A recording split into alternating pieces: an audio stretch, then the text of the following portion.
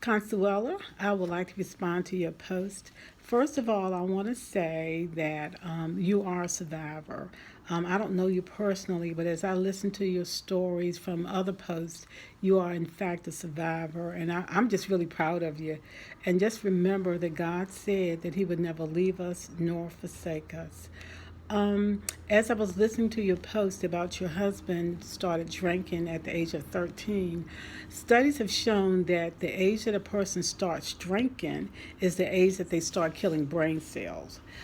So let's say a person started drinking at 13 years old. When he gets to be 25 and 30, mentally he's not 25 or 30. His chronological age will never, his mental age will never catch up with his chronological age. That's because sometimes you see older people acting real, if they've been drinking a long or using drugs a long time, they just act much younger than their age. And that's why, because they're starting killing our brain cells at an early age. Now, our brain does not mature until we're 25 years old. So if they start drinking early, at an early age, you can see that brain cells are being killed off that really should have been used to help them to mature. Um, Medical College Virginia, that's where I am, in Richmond, Virginia. It's a part of the VCU hospital complex. They did a study, and like our book says, I think Collins said that MTV discovered this gene. I think Collins called it a D2 gene. And what that gene is, what they call it is an addictive gene. It's an addictive gene, and MCV has said that that addictive gene passes on to males 4 times greater than females. So that's a come you see a lot of people, males, who are addicted. The unfortunate thing, if you're raised in addicted homes, you don't know who's going to be addicted until after they cross that line. But yeah, MCV did that study and that said that this D2 gene, or they call it an addictive gene, passes on to males 4 times greater than it does to females. Let's see. And then, like our book said, this whole thing about nature versus nurture.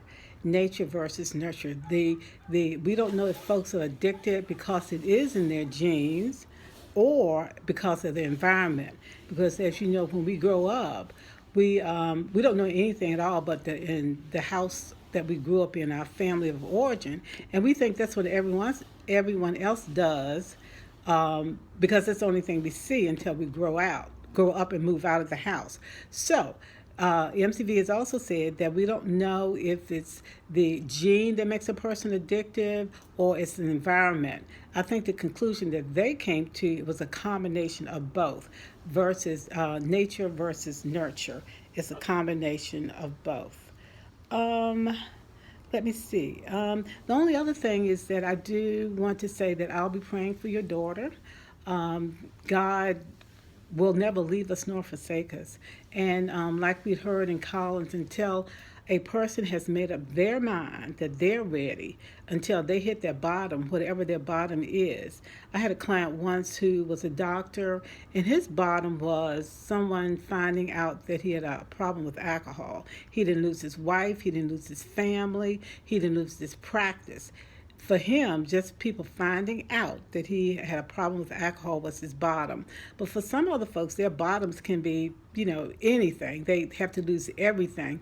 And then even with that, some people do not come around and stop drinking.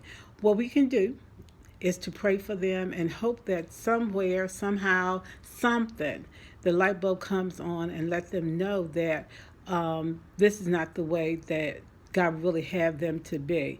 And as you know, they don't care about family. They don't care about mama, daddy, sister, brother, children. The only thing they want to do is get that next fix.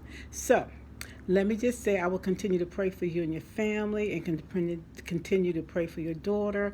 And let me just say again that you are truly a survivor. May God continue to bless and keep you.